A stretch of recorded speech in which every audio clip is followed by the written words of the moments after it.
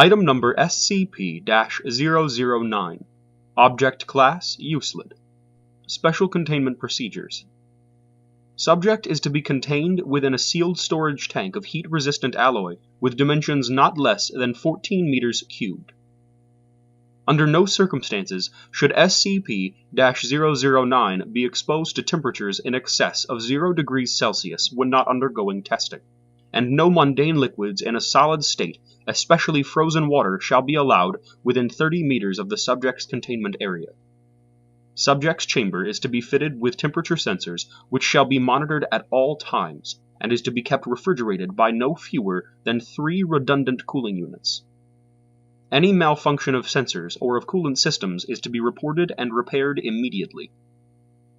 If at any time the temperature in the containment area climbs above -5 degrees Celsius, the chamber is to be locked down immediately and flooded with coolant until the temperature has been brought back down to between -30 Celsius and -25 degrees Celsius. Atmosphere must be evacuated from the containment area when personnel are present within, and any water vapor present must be filtered and kept in the same conditions as detailed herein for no fewer than 24 hours. Any vapor displaying properties of SCP-009 is to be quarantined and added to the containment area as soon as possible. All personnel interacting or observing the subject must wear environmental protection suits. All personnel leaving the containment chamber must undergo dehydration of all gear, research materials, and other objects containing SCP-009's chamber. If contamination is discovered, no material or personnel shall be permitted to exit, and a Level 2 lockdown of the containment area shall commence. Lethal force is authorized in cases of dire need, but all security forces are strongly advised to remain as far away from their targets as possible, to minimize the chance of contact with fluids contaminated by SCP-009. Description: SCP-009 is approximately 3,700 liters of a substance which exhibits a number of unique properties.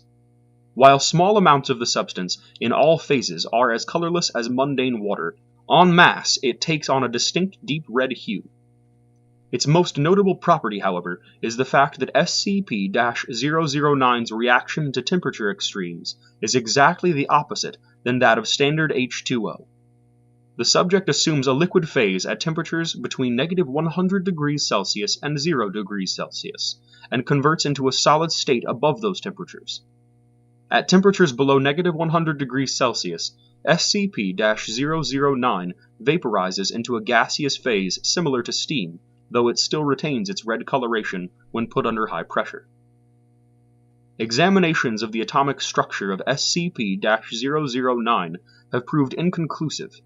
Tests indicate that the subject is composed of the same combination of hydrogen and oxygen as normal water, leaving researchers to speculate that the source of the subject's abnormalities may be the atoms themselves.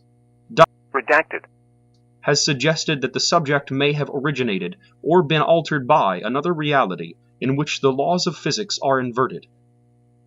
This theory may have some merit in light of SCP-009's marked ability to assimilate natural water into its mass.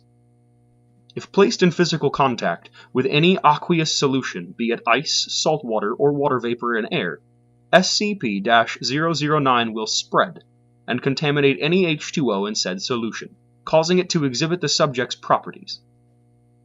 Though this capacity is present in all phases, it has been observed to progress most slowly and thus be most containable in the liquid phase. If the subject comes in contact with any biological source of heat, it begins a runaway reaction in which the living organism's bodily fluids are rapidly converted to SCP-009 and promptly frozen by their own body heat. Because of their generally high core temperatures, mammals are particularly susceptible. Because SCP-009 produces heat while freezing at the same rate mundane ice consumes heat while melting, the process is self-perpetuating until all available moisture is converted, or until it is halted by external interference. Experiments on D-class personnel have illustrated the process of conversion by the subject, which has been condensed down to a series of steps. 1. Initial exposure.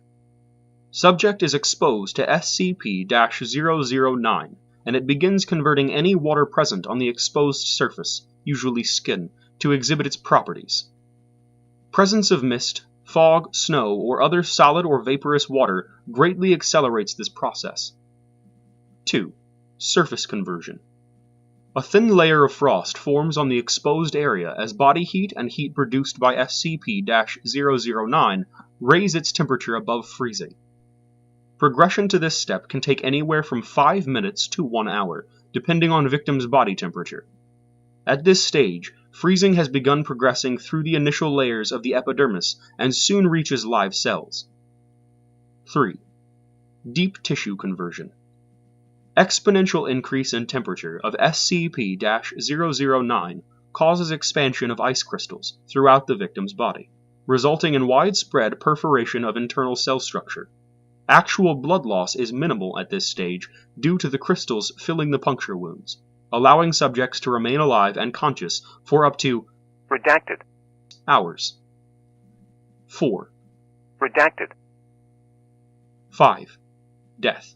Multiple organ failure and exsanguination via systemic crystallization. Testing on D-Class personnel was discontinued as of 4/23/20. Redacted. Addendum. Circumstances of retrieval. Subject was found in Redacted. Alaska on 11/5/19. Redacted. The Foundation became involved after reports were obtained from the native Redacted. tribe, who came across the mangled bodies of a team of seal hunters, which had apparently been shipwrecked Redacted. kilometers from the village. All victims were found encased in red ice. The cause of death recorded as internal bleeding. On victims whose features were sufficiently intact, expressions of panic and intense pain were observed. It is surmised that the low ambient temperatures in the area retarded the freezing process. This prolonged the time of total conversion by Redacted. hours, and allowed the victim to remain conscious until Redacted. Addendum 12/16/20. Redacted. Supercooling of SCP-009 for the purposes of experimentation is disallowed until further notice. Personnel are advised that liquid nitrogen is only to be used on the subject in controlled amounts and only until temperatures have reached acceptable levels. Related note: possible application of SCP-009 in cold fusion research pending evaluation.